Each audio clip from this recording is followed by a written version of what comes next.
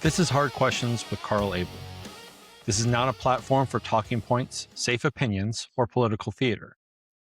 This is where ideas get stress tested. No scripts, no protection, no easy outs. If an argument holds up, it earns it. If it doesn't, you'll see exactly why. Let's get started. Today, we're joined by Sara Alessandrini, a filmmaker who focuses on how media narratives influences what people think that they know about controversial issues. As an immigrant, she's operating at the intersection of lived experience and public perception, two things that don't always match reality. So today, we're going to pressure test that gap. What does immigration actually look like on the ground? How is it portrayed, and and where do those two start to break apart? Sara, welcome to the show. Thank you, Cara. Thank you for having me. It's great to be here. And I'm sure we're going to talk about a lot of topics today. Absolutely. I'm excited for it. So tell me a little bit about yourself, or tell the audience, should I say, a little bit about yourself and your background and yeah. Yeah. So my life has been pretty much all over the place. So I was born in Italy and I was in my city for like 20 something years, the same city. And there I was like studying more actually engineering. And even before I went to university, actually, even in high school, it's very different how the system works there. So I got a major in like electronics and telecommunications, even in high school. Then I did engineering, but my love was always filmmaking, movies, and I wanted to come to this country. So eventually, like at the beginning, I didn't think I would be able to achieve this. So I tried to stick to that lane. That was easier. But then I eventually decided to move to Rome, where I studied filmmaking. So I worked there for a few years in the industry. And then, well, a small parenthesis, actually in Australia, because I wanted to come here, but I didn't know how to do that because the visa situation, I don't come from a rich background. So I went to Australia because it was easy to get a visa for like a couple of years there.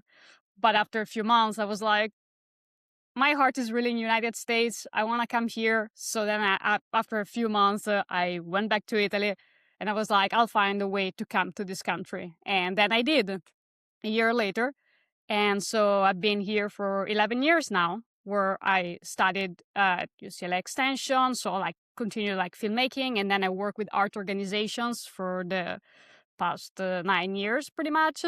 I was like facility manager of the Egyptian Theater, which is like one of the most famous like theater in Los Angeles, and now it's owned by Netflix.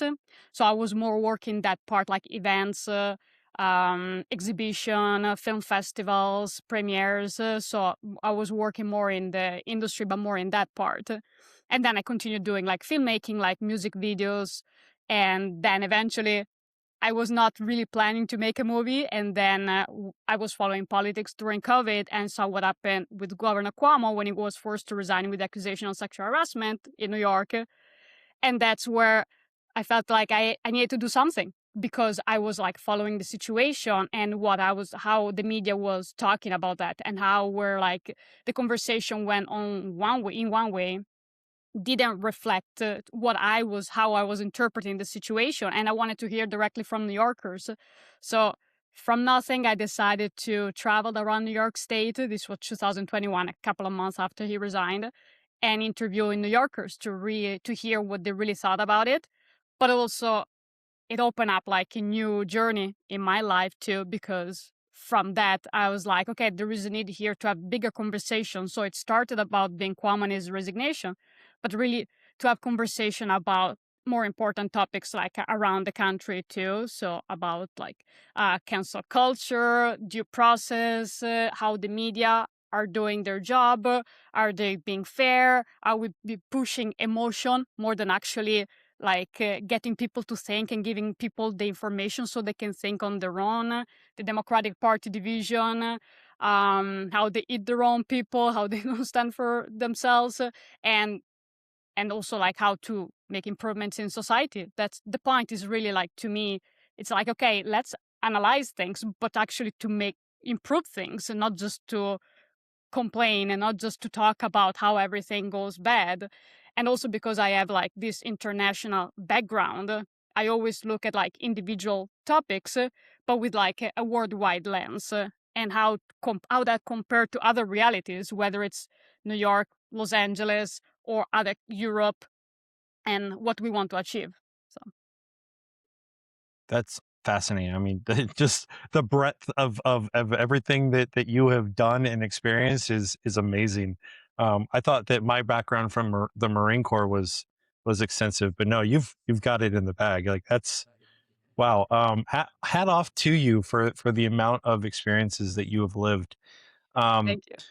what I'd like to do is touch real quick, or maybe a little bit more in depth, on your immigration story, because in the United States, we like to, or we used to like to pride ourselves on the fact that we are a nation of immigrants. And that, you know, our strength comes from that fact, is that we have the ability to draw folks in from different nations, different backgrounds, and be able to succeed with that group of people. Um, and you mentioned that, you know, you went to Rome and to Australia, and you worked through the process to try to figure out how to get into the United States, because you didn't feel like it was something that was in your threshold because you didn't come from a monetary background. Yeah. Um, And also because I lived like a very like I didn't finish studying engineering. I was doing filmmaking. So usually there are so many paths, but I didn't mhm. feel that where I was at that point in my life was enough to get me a work visa or anything. So yeah. So do you do you think that do you think your experience is something that is par for the course, or do you think it was one of those outliers for folks who are immigrating to the United States from, say, European countries versus other nations like China or Mexico or Latin American countries? I think my story was pretty bad, honestly. It still is. Because I met so many immigrants throughout. Like obviously there are all kinds of different immigrants, and yeah, we're talking about anyway like I'm from like a European background. I'm not coming from like like third world type of country where like people are running away from war. So obviously very different life story, very different situation, um very different type of opportunities obviously. um, but yeah, it's been like a nightmare to navigate everything, to try to keep everything like legal, to do everything right. And I'm not a citizen. I've been here for like 11 years. I'm still not a citizen yet. I'm still not even on a green card. I'm still like on a temporary work visa. And so the process is very complicated, but it's funny, not funny, but like even like so many things go wrong all the time and you have to deal with that. And like there could be mistakes, or there could be just like maybe you get the wrong person when you process the application. And I haven't been to Italy like in 8 years or something like that, because even like every time you leave the country, you're taking a risk, because always have to go through an embassy and everything. And if you're working, you cannot say, okay, maybe if it takes them longer time to process my application, I'll skip work for a month. So I've always been applying, like for the past years, I've always been working so much and doing so many things that's just like going out of the country. It's not worth it, because you don't know. Maybe you're fine, and maybe in 1 week you're going to be able to come back, but what if there is anything going wrong? Because even like when you have to go through the embassy, you have to do the stamp and all that kind of like process, but then they still have to mail the passport. What if the passport gets lost, and then you have to go through that process? So it's not necessarily just the immigration, it's just like so many things can go wrong. And so it's hard. But it's also funny that, like, even in my case, for example, when I came here and I was studying at in a school, and you get like a student visa, there are rules that say no matter like how long your study is, right? Like the passport, like the permit on the passport to travel in and out, usually it's 5 years. And that is for like everybody in like, for I'm assuming most of the countries. I have friends from Thailand, I have friends from the Philippines, South America, and everybody got that 5 years. And for me, they did 1 year and a half, even though I could have stayed for 2 years. So that why it was so complicated, because every time I travel back to Italy, I had to go back to the embassy and renew the stamp. So I did it 3 years in 3 times, where normally you do once every 5 years. So what would have been 15 years for most regular people, it was like 3 years for me.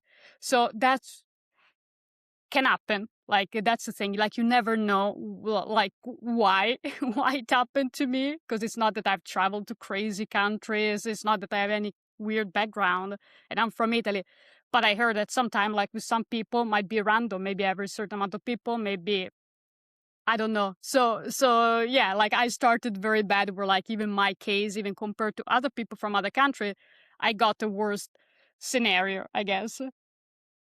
Um, so how would you compare the immigration process for the United States to, say, the immigration process to Australia? Like, is it easier for you to immigrate, or for folks globally to immigrate to Australia, than it is to the United States? And I mean, I understand you can't talk for everyone in the world, but from your experience, do you think that it's easier or harder? Yeah, I mean, definitely Australia is way easier. Like, so if you're under a certain age, I don't remember if it was, I think it was 30 years old, there is like a working holiday visa. So you can go there and you pay maybe like $200. I don't remember how much it was. It probably changed. It was like 11 years ago when I went. Like, it was the year before I came here. So 12 years. So then you just pay that. You don't have to really do much. And then you can work for a year. And then if you do specific type of jobs, like if you're working in a farm, like picking fruit, that kind of stuff, then they give you second year. So that is very easy to get that process, and you don't have to prove anything. And you can just go and find work, and it's pretty much set for that. So you can even go to a hostel if you find the right hostel, and they find jobs for you. So because of course it's a very different situation. Like, Australia is a population of what is like 20 million people in Australia. That's a good question. I Was don't it know like, that number. let's check it, because I think it was like something very, very crazy. Uh, and so they always need people, definitely. So it's not like United States where everybody want to come here, and they do specifically that visa so that you can, you pretty much do those jobs that they need. Um, and then you can stay a second year. But even if you're a Tw- student, well, Sorry, 28.3 million is yeah, it's what they're, like yeah. so small. It's pretty crazy. Like, such a big like continent. It's a very small population, so there is a lot of like empty spaces over there. Mhm. And so yeah, even if you're a student, you can be a student and you can work pretty much any job. While here, if you're a student, the first year you cannot do any job unless it's in the campus. And so even those are like very few jobs that you can do over there. It's really so it's harder to find them. So if you want to go to Australia, you have a lot of ways. I have friends that actually lived there and they did the same thing. They went there first for the first few years, temporary visa, and then and there, actually, if you even are in a relationship with someone, even if you're not married, you can get a partnership visa and you can like work full time. So Did not know that. That's interesting. yeah. So there are a lot of ways to get started in Australia. While here, if you're a student, like the first year, you can only work in the campus, and it's hard to find those jobs depending on like where you're studying, obviously. And again, if you're here with the student visa, you have to pay money for the school. So it's not that you Right. can just come here and figure out. So while there, it's different there. So and here you have to make an investment, because even like if you get a work visa, so even if you study 1 year or multiple years, then you can get a temporary 1 year work visa. But then after that, either you enroll in a school again or you find a more like a work visa.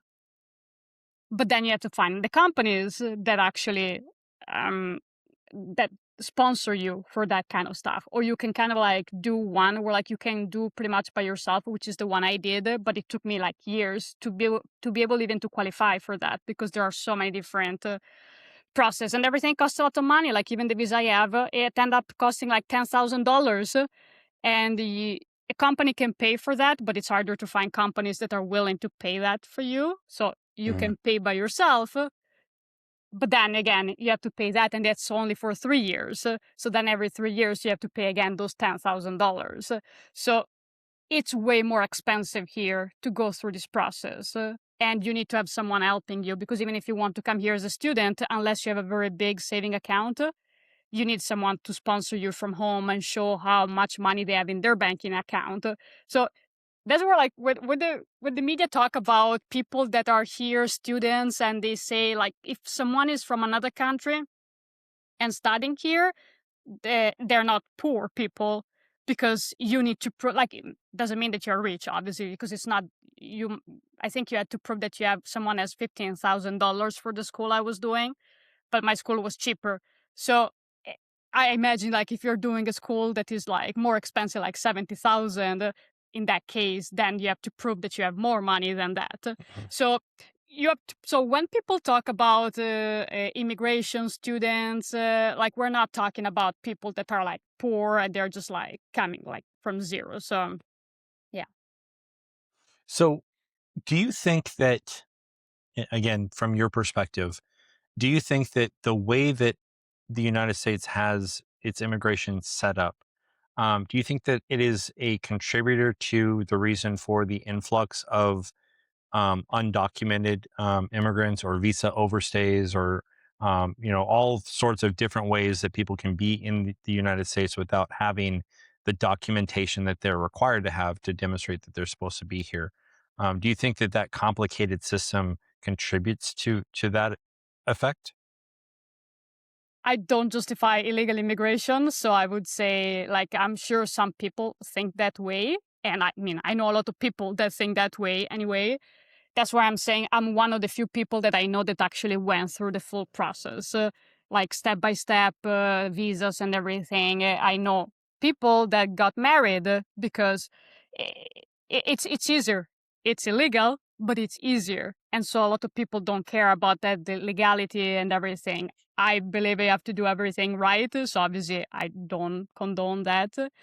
And Yeah, I'm not saying at all that we condone like illegal immigration, right? What I'm saying is, and what I look for is often the why behind the symptom. Like, what is causing this? What is the underlying issue that is driving such an issue when it comes to illegal immigration? Because, like you said, there are different ways to get into the United States, but also, like you said, every single way seems very complicated and expensive. yeah. And so, like, it makes it difficult to navigate that path unless you are someone. I mean, you've done it beautifully. You almost seem like the exception to the rule given your background. But unless you're super rich and you have the ability to have a team of lawyers there to understand every document that you're going through and everything that you're filing, you're kind of up the creek without a paddle, so to speak. And then you add to that the complication of, you can get a student visa for 5 years, but if you go back to visit your family during that 5 years, you got to reapply, and that's more money that you're spending. So that's kind of why I asked the question the way I did: is does our system, does it contribute to the issue, or is it is it stopping the issue? Like, Yeah, I mean, I because I'm seeing like so many levels of that. Because obviously, again, we're talking about different people. So if we're talking about people that maybe are like in Mexico, which is like right across the border, in that situation, like, especially, like, also a lot of people that come in the country illegally, they don't come illegally necessarily. They come with, because you can just come with a tourist visa that doesn't Mhm. cost you anything, and then you just overstay. You don't have to cross the border. You don't have to do anything dangerous, obviously. So who is crossing the border is probably even a different type of population than the one that maybe overstay the visa, whether it's a student visa, whether it's a tourist visa, and some people just even like the work visa, they overstay that. So that, it depends, because you have to really see what the background is, because if they have no money, if they're running away from like a terrible situation, then of course there is no, like, crossing the border and coming here is your best option. Like, you, maybe it's easier to go to, if you're in Mexico, maybe it's easier to emigrate to Spain, where you also paid, like, speak the same language, But maybe if you're in a situation where like you cannot even, like you have no money whatsoever and you cannot even afford a flight, then your best option obviously is to come to this country, because even getting a flight to Spain, that would be a better option for you, might not be something you can do, obviously. So we're talking about very different situation. Then there is like also the people that I think it's more the people in between that I think also like overstay visa and look for other options because it's inconvenient. For a lot of people, it's very inconvenient. Maybe they could go through the process, but the problem is that, okay, I've been here 11 years. If we compare this, I've been on multiple work visa.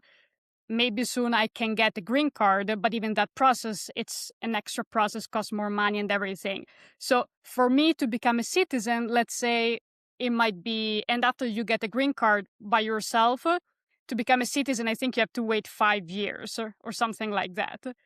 If you marry an American citizen, in 1 year you're done. And you have unlimited, like pretty much, because you get the permit. Even if you don't become a citizen, like you have to stay married 2 or 3 years technically, but you get the permit to work pretty much very quick. So in less than a year, you get a permit. But that permit is different because with my permit, I can only do certain jobs that are under the visa umbrella. I can't, if like this month I need extra cash, I cannot go and drive with Uber. I cannot like work seasonally or anything. I cannot work in a coffee shop. I can only specifically do jobs related to what my visa is about. So if a person decides to marry a friend who is an American citizen, stay married with them, in 3 years, they can become an American citizen pretty much. Because even the time to become a citizen, I think it's shorter than if you get it by yourself, the green card. So we're talking about, I spent maybe $30,000, $40,000 more dollar than this person. And before I can actually have the freedom, like if I want to start my own company, I cannot do because I have a restricted visa to do a full company, to do like, you have so many limitations. So I think a lot of people think like it's not just that I cannot afford the money, it's just like it's not convenient for me to go through this process. So, but then if I add the third layer with my personal experience, I think actually the fact that the system was very difficult, it was actually a positive thing in my life because it forced me to step up. Because if I could have like just worked in a coffee shop, I probably would have done that because I love coffee. I love doing that. So while I would do music videos and other stuff, I would probably do that. But then I would lose my focus on what actually was like the thing that like are more important for my life and how I better can serve whether this country or in general, even my life per se.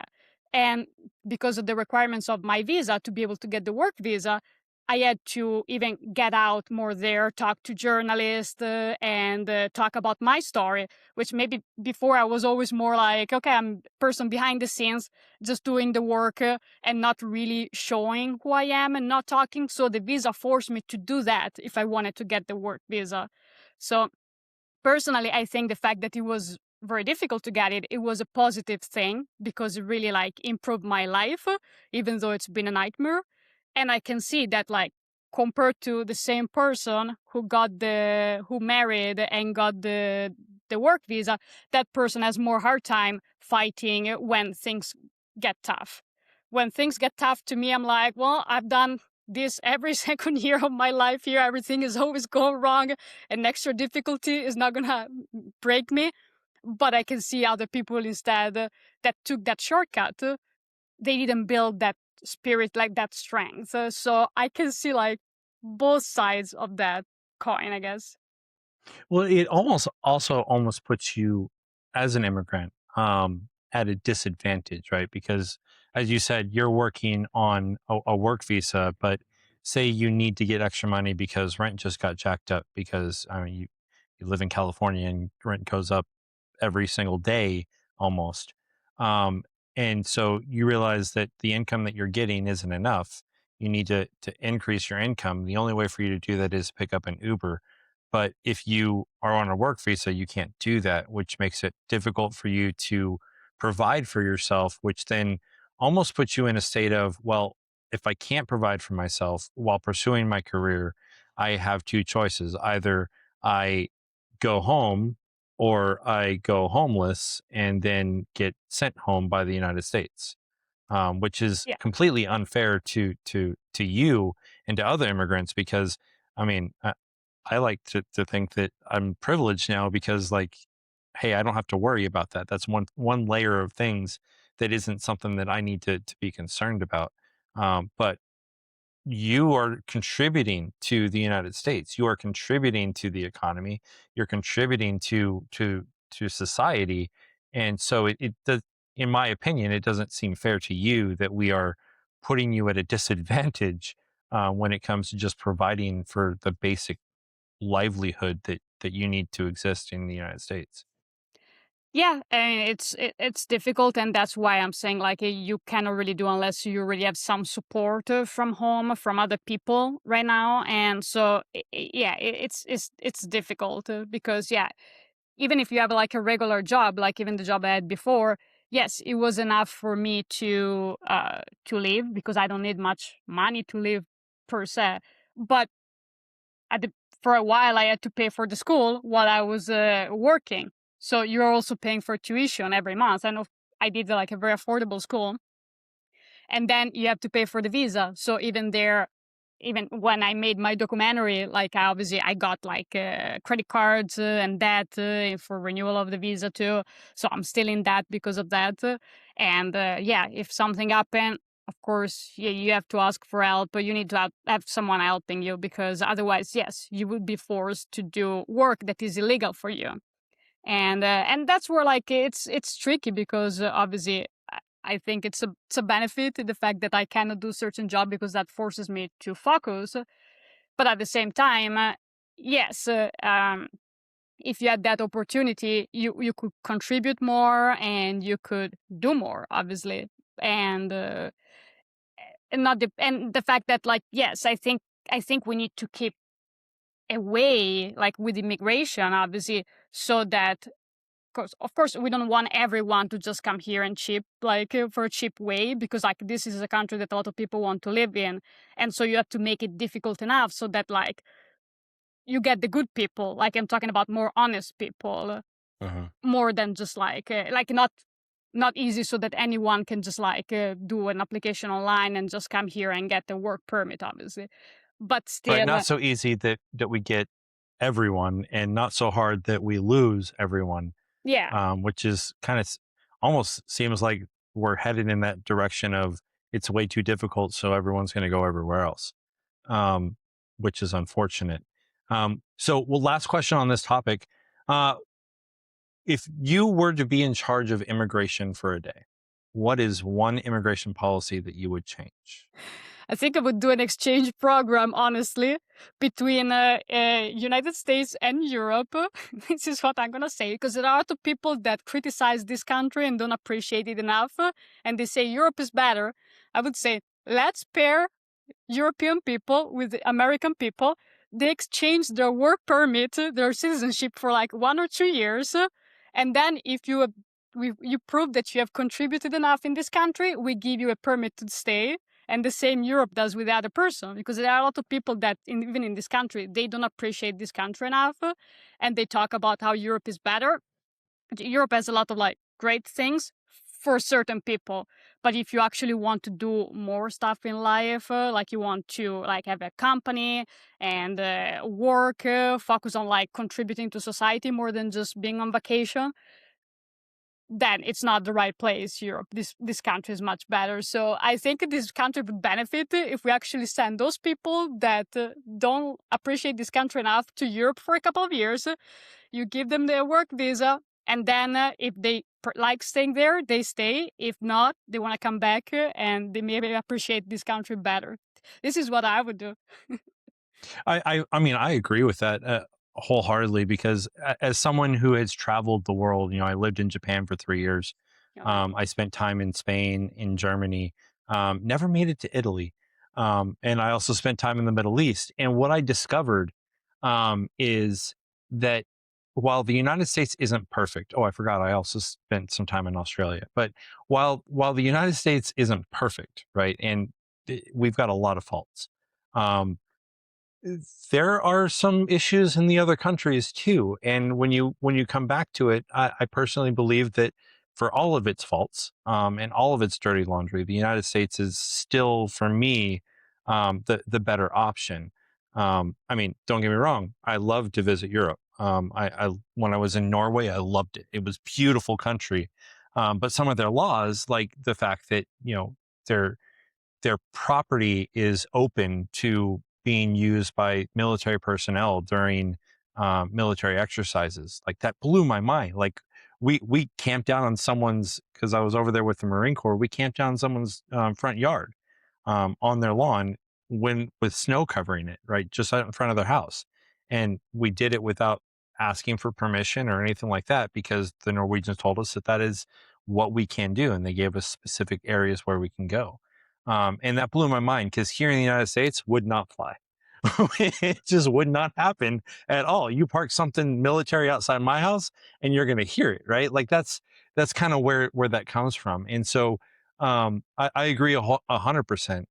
I would almost say maybe we should allow for that exchange program, not just with European nations, but with all the nations that are in the world. Like allow the people of each country to visit one another and to see and get a feel for it, so that we can all understand how each country lives, and then be able to better society as a whole, from that perspective. But maybe that's just really liberal and globalist of me. I don't know.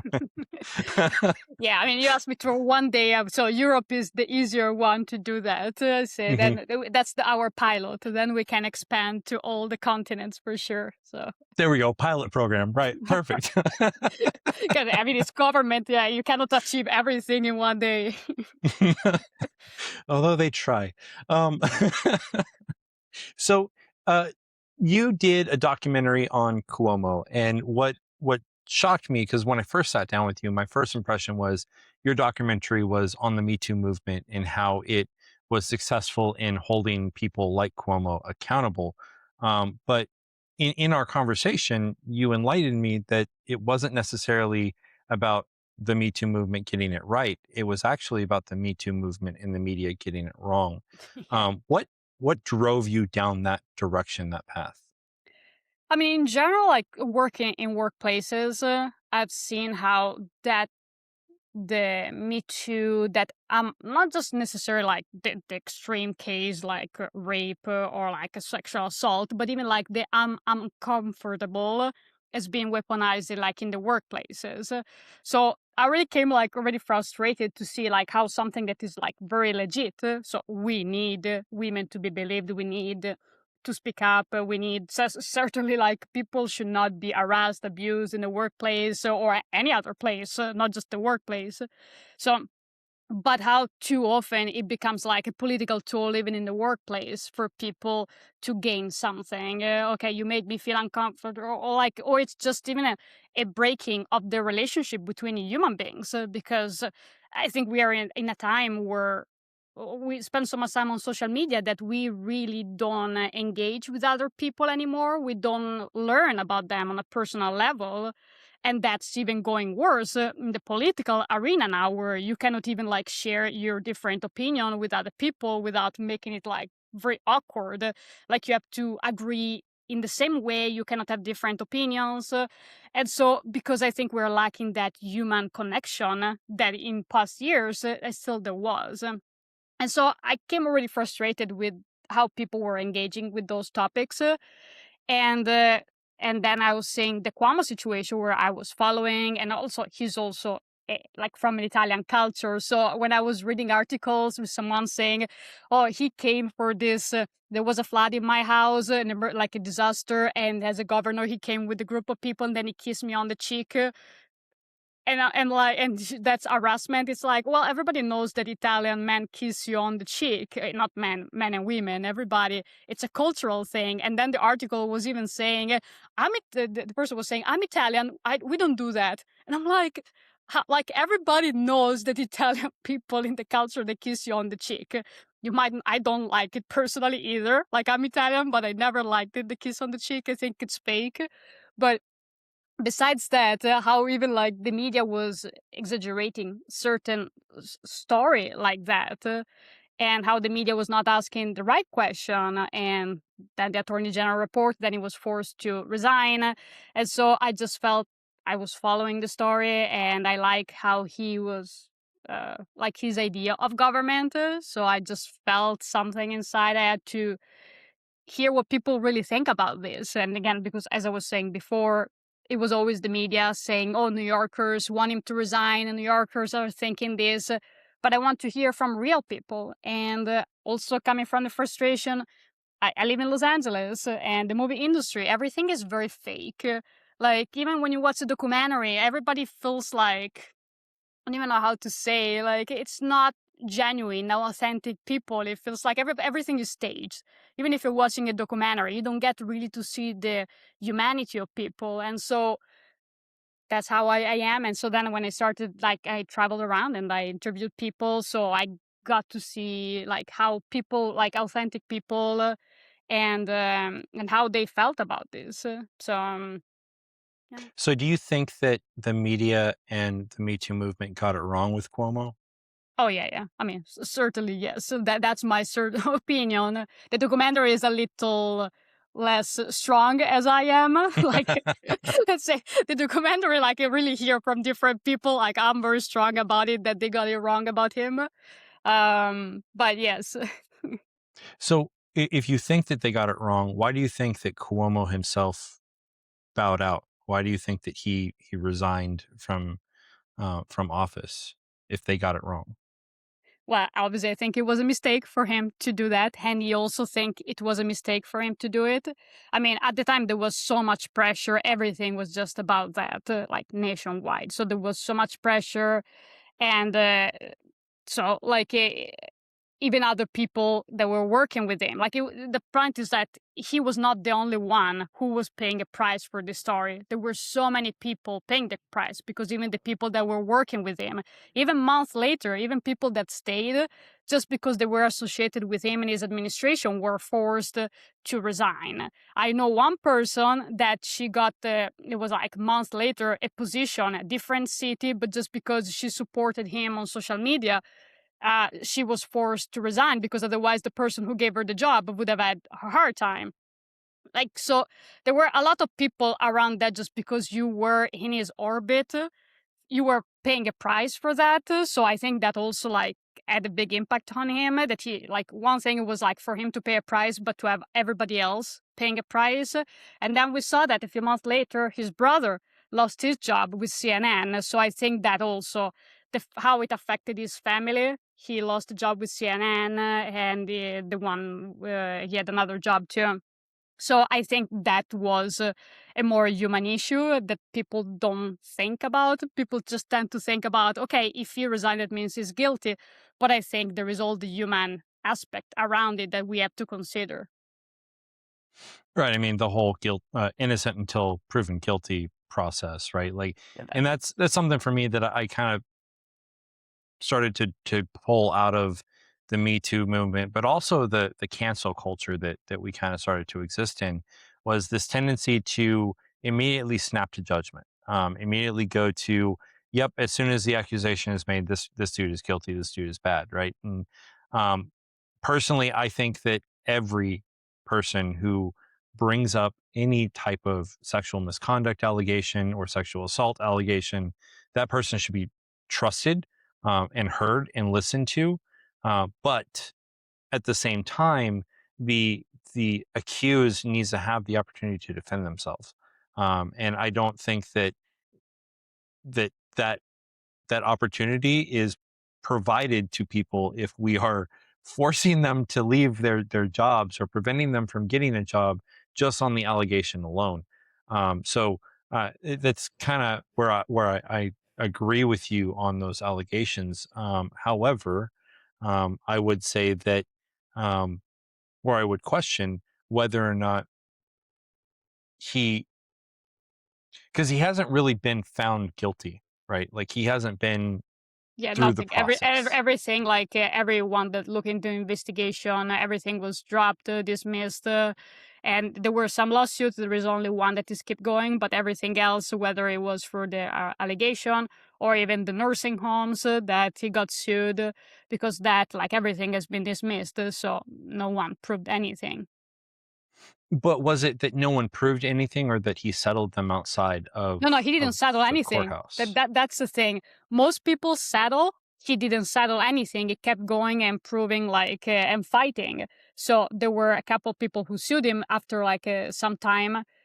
They dropped the lawsuit against him, and because he kept want to do discovery and do deposition. So there was one of these cases.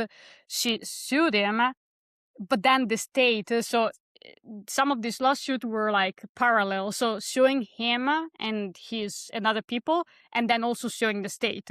So the state settled with these people, but he never did. So the lawsuit with this other person continued, even if the state settled. And but then she dropped the lawsuit a few days before she was supposed to be deposed. So that, to me, it's where it gets shady. And we're talking about politics. A lot of people that accuse him are other people that work in politics. So I think we have to also consider that there are, like, extra motives when we're talking about the political environment, why people could do accusation compared to another regular workplaces or another situation. I think we need to consider that. But the fact that, like, this person was supposed to be deposed and answer under oath about question from his lawyer, and she dismissed the lawsuit right before that process. That's what, to me, make it shady. Because if you suing someone, if you are a victim, you want your story to be heard. So when you're, like, not allowing the other person to ask you question under oath, that, to me, is a problem. So would you say that the case, or the Cuomo case, would you say that cases like that um, take away from the legitimacy of other sexual assault allegations and sexual assault cases, because of the fact that they lend to a demonstration of people who say, or they lend credence to people who say, oh, well, if we trusted everyone, then everyone would be guilty of SA, or they held on to this until they had a way to get money, or something to that effect. That, I mean, it lends credence to that. So at some point, the accusations become less powerful because they mean nothing. Would you say that Yeah. that situation lends to that? Yeah, I think that's the problem, but it's also a problem of credibility of the media. Like, because a lot of people, they don't even understand what he was accused of. But again, he was not accused of rape. He was not accused of assault or anything. There was only one accusation that was, like, physically, like, grabbing a breast. That was only one accusation, and it was only one time. So we're not talking about a pattern of that he's been accused of. Most time where he asked me personal questions. He kissed me on the cheek. He touched me on my belly. So we can understand that is not the same thing as, like, Harvey Weinstein accusation, Jeffrey Epstein accusation. It's a very different thing. But how much the media also kept pushing on those and making it, like, at the time, it was like the most important thing ever, like it was happening in the year. That takes away credibility even from the media, because you have to be able to put things into perspective. And as soon as after he resigned, everybody was like, oh, but yeah, we knew it was not a big deal. This accusation is like, well, you spent all this month saying this was horrible, the worst thing ever. So I think that ruins what journalism is about. And so even the fact that they overcovered those accusations instead of just, like, giving time for the investigation to be done. And once the investigation is done, then you can ask question even before, but definitely before you place judgment, like, wait for the investigation, give people time to respond, and not make it like a sensationalized media or something just to get some clicks. And that's the problem. It's not, to me, that's why I also made a documentary. It's not just about Cuomo, the situation. The problem is, like, what that really means about the state of media and how people don't believe the media anymore, and the same when there are these movements, whether it's the MeToo movement or other movements, even the Black Lives Matter, when everything becomes racism, then people stop believing you. If everything is sexual harassment, then people stop believing you. So we need to be able to give space for these movements that are important, these grievances, but also be able to keep things into perspective. It's almost like the boy who cried wolf Yeah. situation. And I mean, I'm with you 100% on that one. So last question on this topic, and then we're going to move into a discussion about a certain individual who is making waves in the political sphere for different reasons. So would you say that the departure of Cuomo from the political scene, and then his attempted return, but the departure of Cuomo from the political scene had more to do with an effort by the Democratic Party to demonstrate that they stand firm against predators, in stark contrast to the Republican Party, which seems to rally around the accused and kind of prop them up in an effort to allow the process to go through. Do you think the Democratic Party was just trying to make themselves look more positive in the eyes of the Me Too movement and those individuals who backed it, and that's why he wound up leaving the office and essentially, like you said, got eaten by his own people within the party? I think there were two reasons, and one is definitely this one that we're seeing this over these years. The Democrats, they're always on the side of like these legit topics, but I'm afraid that it might be a way to distract from other people that might be doing the same or worse, like even what was happening with Eric Swalwell. Like now you hear people saying, "Oh, we knew all along about that." Then I think you should resign, because if you all Right. these years you knew this was going on, if again, we don't even know the full extent of what was happening, what was true, what was not true. So I'm not saying he's guilty. Definitely the video I saw is like disturbing, but until we know the full story, I don't judge.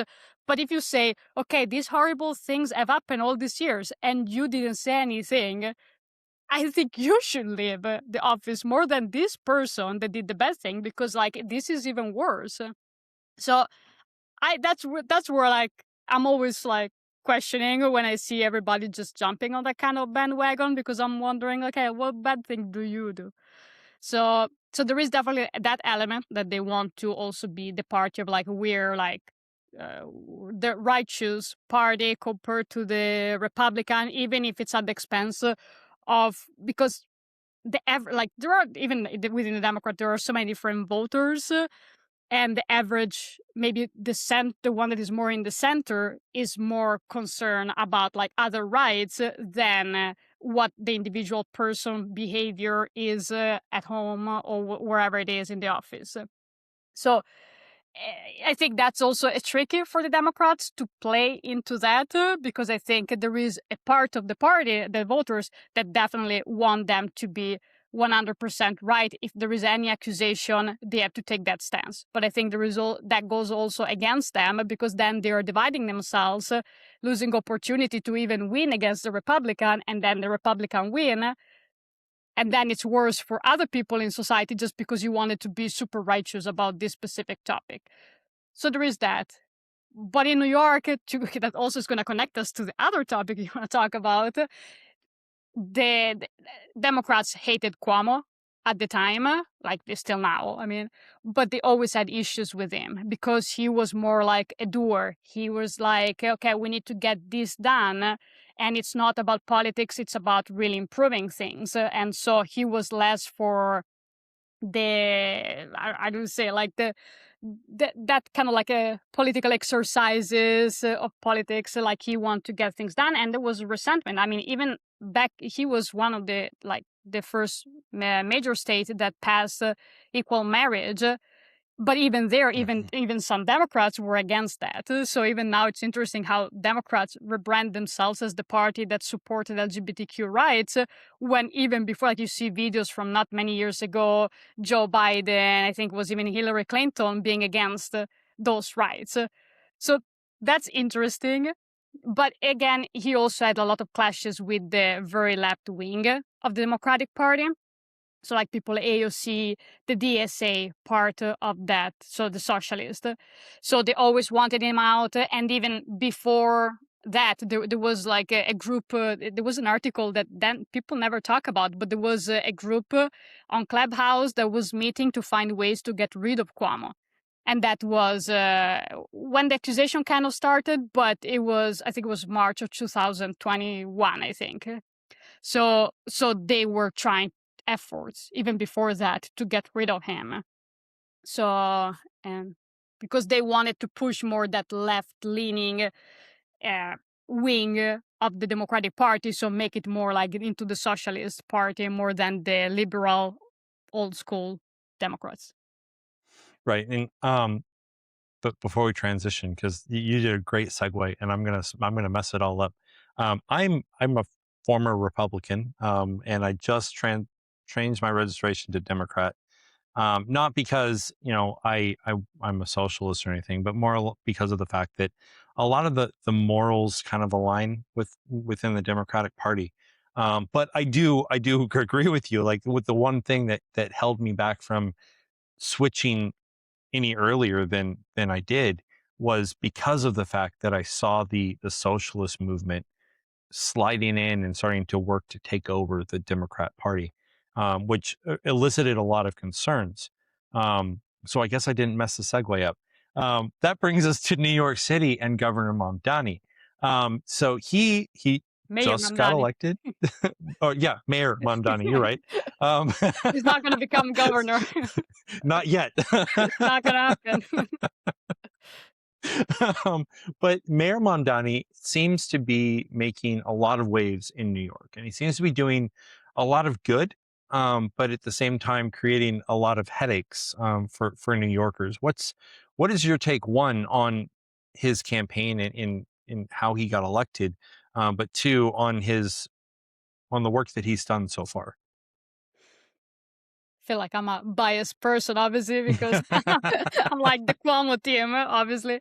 But also, like, Cuomo represent more the type of politics I care for. So, like, Hmm. more on the center rather than like that's not left, because it's not really left. If you come from like a not American perspective, it's not that what he's pushing is left wing, because even like the buses for free, it's not really like a left policy necessarily.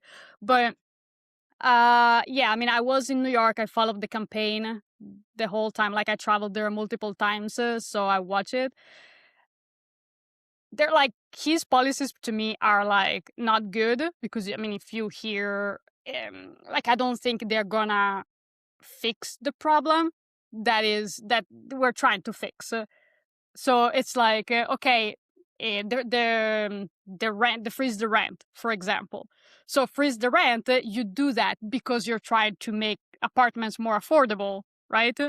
That's the goal. That's what we want. We want the apartment to be affordable. We don't want the rent freeze just because we like rent freezes. We're trying to achieve a goal. So the problem, like all the experts have been saying for many decades, that the problem with why the apartments are so expensive in New York is because the house supply is very low. So they say it's like 1.4%, when under 5% is an emergency, like crisis. So all the experts have been saying the problem is that, and then if you freeze the rent, you create like an artificial market.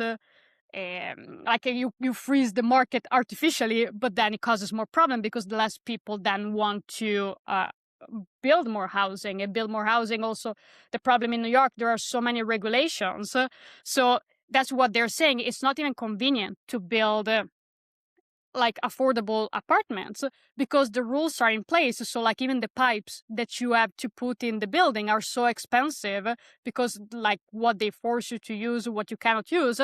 So then only building luxury apartment is convenient. That's how you make money. But because of all the regulations, it's not just about the more time it takes to build, but because it costs you more money when you if you didn't have all these rules, it might be easier to build more affordable units. So I think the problem with Mamdani is that he's doing like symbolic politics. It's like saying the rent freeze, yeah, it might be a short-term fix for some people, because that only applies to people that have like rent stabilized units. That doesn't apply if you have a market rate.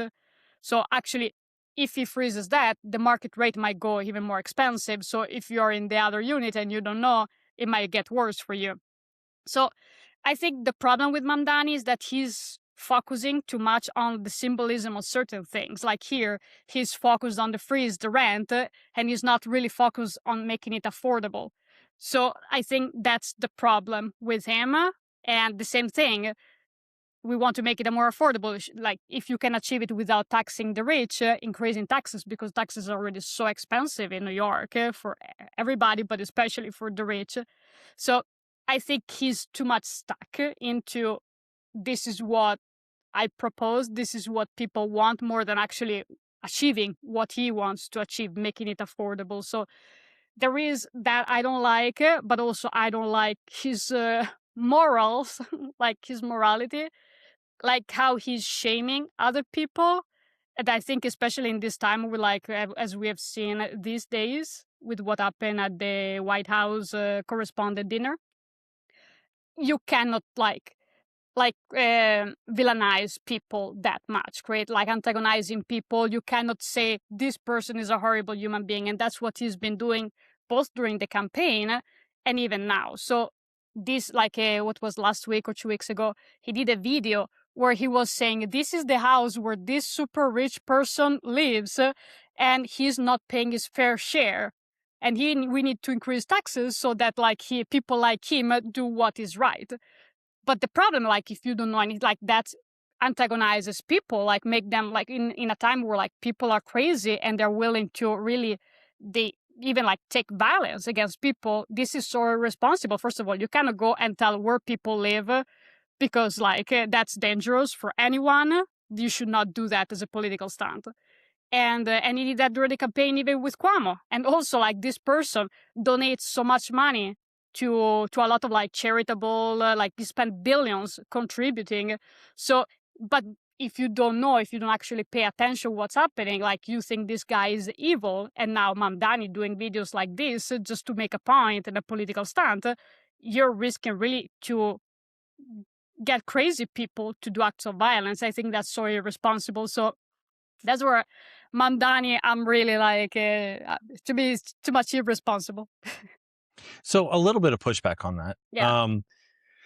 Well, I don't agree with doxing anyone ever. Like that's never okay, and it should not ever be allowed. That's something that I stand firm to.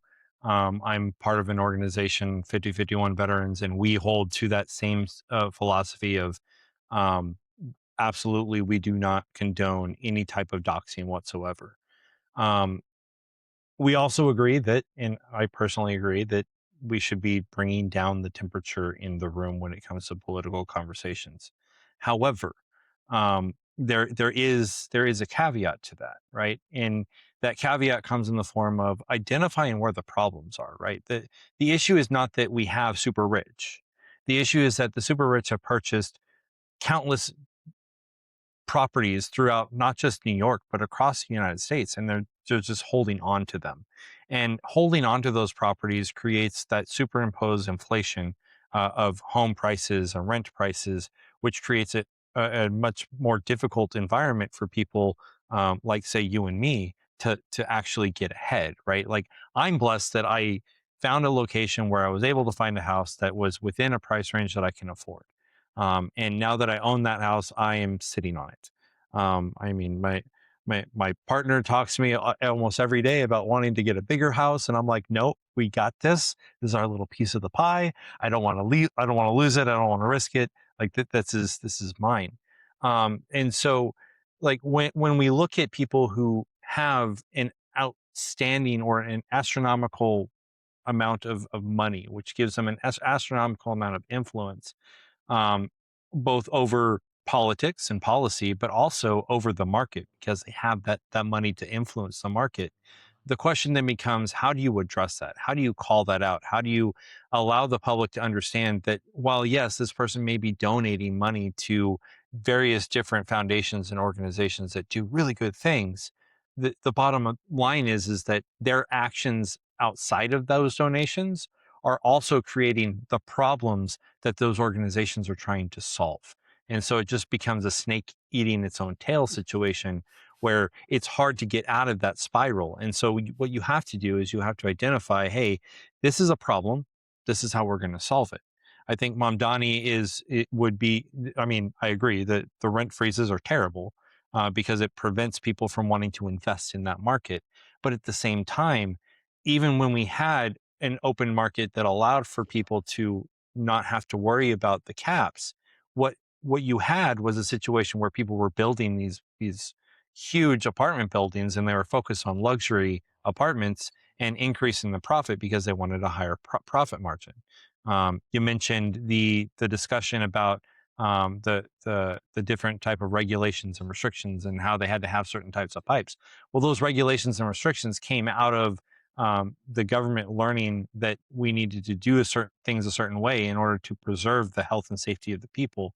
And the government's job is to preserve and protect the health and safety of the people.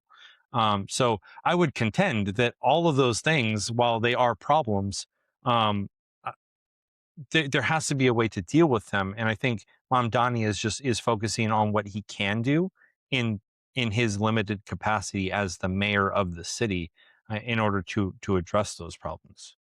What do you think? Well, like that bringing up the problem is not the problem to me. Like if you say, okay, this is what you're saying too, because I mean, even Trump has been saying, like he just did an executive order recently, right, prohibiting corporation from purchasing a certain type of houses.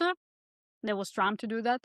So you can talk about the issue. The problem that I have specifically with Mamdani is like singling out a specific human being and say everybody he lives here and he's the problem, when like not necessarily. So that's where I have the problem. That like he should be able to film the same video without making a name, without pointing to a building. You can just write it like from here with a blank background, do the same message without doing that, without like singling out someone. So that's where, to me, it's the line. It's not about talking about the problem. But again, this guy, he's not buying an apartment that costs $1,000. He bought an apartment that is like $200 million. So it's not something that regular people will be able to live in at the same time. So I think what the government really needs to do is really to work with the developers, obviously, because you need to build affordable units, and the units need to be affordable for you to build, for you to rent them. Like I have like a friend here that used to work even in Los Angeles, like affordable units. If the building cost was 60 million or something like that to build, and then you cannot rent it for $500 every apartment. In that case, it was like an affordable building, so the government was paying for that. But if your expenses are 60 million, then you cannot rent it as affordable. So the government needs to actually work with the private sector to make sure, okay, we let you, because the government still have to sign off on like this development, like the high, super expensive ones, the luxury ones. So that's what you can say. You can do this, but you have to build this, and that at this price for this cost in this area. So you have leverage. There are things you can do, but you have to work with that sector. So to me, you cannot force someone to lose money, because no one will want to do that if the expenses are so much that it's not worth it for you to do it. So you have to work with them, and cutting red tape if everything costs too much money, and really even understanding. Yes, definitely. I've been a facility manager, so I'm very strict about safety. So like even now they were talking about proposing like cutting 2 stairwell in the buildings to 1, and I was like, oh, 2 was like feels so much safer than having just 1 per building. So I'm all for safety, but you also have to see what actually in the long run, if it's really for safety, because I think what in New York we're doing was even different than what other cities were doing. So you have to see if you have like your very restrictive policies that they are blocking all this. And we have to be like reasonable at the end of the day. Like, we all would love zero emission and all of that. But can you really achieve an affordable lifestyle like Western world type of lifestyle, giving up all that. Like even in Spain, they had a lot of like energy was from renewable sources, and it was what was like last year, like 4 days they didn't have electricity in Spain. My cousin lives in Madrid, and that it was because apparently they relied so much on renewable sources that then they didn't have it. So I think we want to achieve those, but you also have to be like realistic on what you can actually achieve and still keep the prices low for people. Right. It's a pragmatic approach, right? Yeah. It's a way of saying we have these goals, we have these desires, and we want to get there, but there are steps that we have to take in order to achieve that end state of zero emissions or that end state of truly affordable housing. And I think that Donald Trump's executive order, I think the efforts that a lot of governors and mayors throughout the country are making with regards to trying to limit the number of corporate purchases of private homes and single family homes and then turning those into rentals, because what happens is it shrinks the market artificially, which allows for that increase in prices and increase in rent, which is extremely unfortunate, and I think that does need to be addressed. And you're right, we can talk about the issues all day, but if we don't talk about solutions, like real solutions, we're never going to get ahead. What is your take on on Mamdani's efforts to establish a government-run grocery store program? They're talking a lot about that. So to me, it's obviously I'm not like it seems like pointless to me. Like it's not that it's the worst idea ever. I think it's gonna just like be a loss of money. It's not gonna solve anything because there are like what 14,000 um grocery between bodegas and grocery store in New York. So even if you build 5, it's not going to solve anything, obviously. It's more like a symbolic thing. But also, the government is very not effective at like doing business. So I'm sure they're going to just lose a lot of money because they cannot build effective and efficient stuff. And so it's going to end up being something where you put a lot of money, which taxpayer will fund, and then they will have to subsidize everything. I think the industry per se, they say the grocery store industry has like a profit of 1%.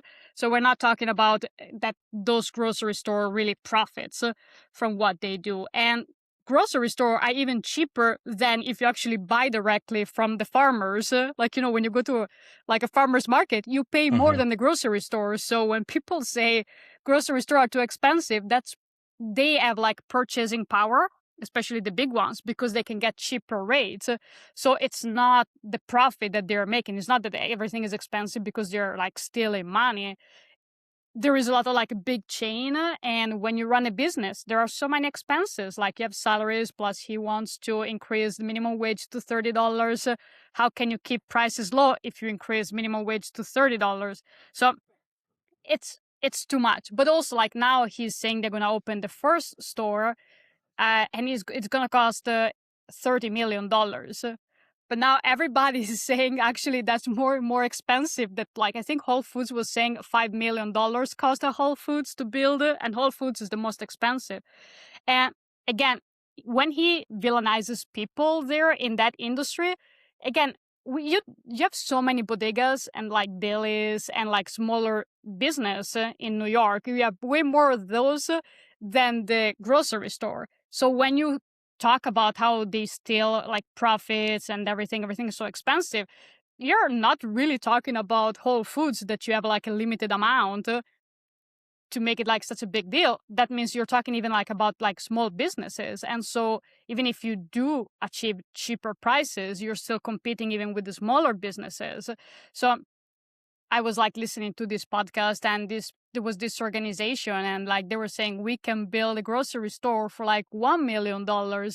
It would make more sense to the government to subsidize this place and like get like again partner with the private sector to say you build this and we're gonna give you specific benefits. Or someone was saying you just create an aisle with whatever food Mamdani wants to have cheaper, and then they subsidize that instead of building $30 million grocery store.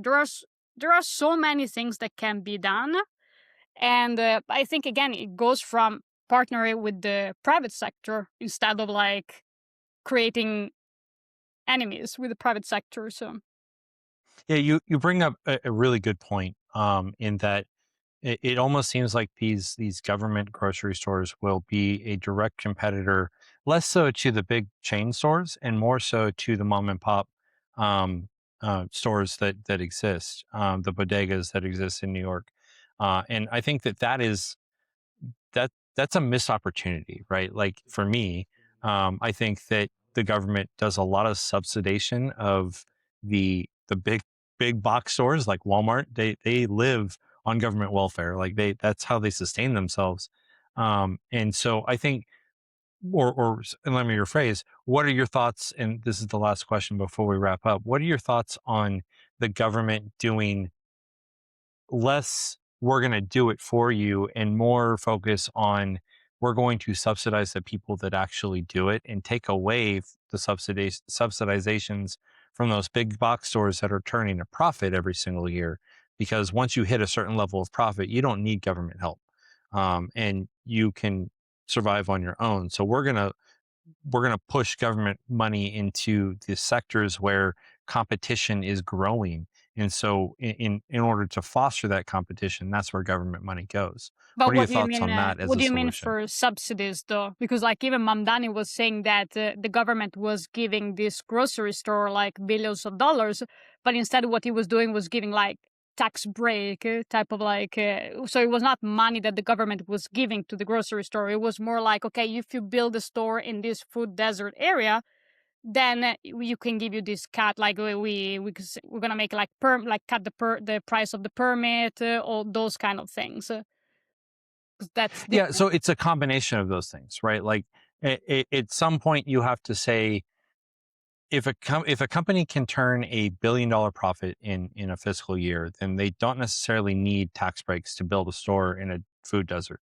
Whereas a mom and pop restaurant or a mom and pop bodega that is in trying to establish themselves as a company, they should be getting the support from the government in order to foster them to develop that competition that will then eventually potentially rise to compete with the larger box stores, which would help to drive that price down for the average consumer. So I guess what I'm saying is the subsidies come in many forms, right? They come in the tax breaks. They come in the form of supporting or reducing the cost for the permitting. They come in the form of supporting and developing programs for companies to hire employees, like the PPP, the Paycheck Protection plan, right? Like that was one of the most grossly overutilized, excuse me, the most grossly overexploited programs by big box stores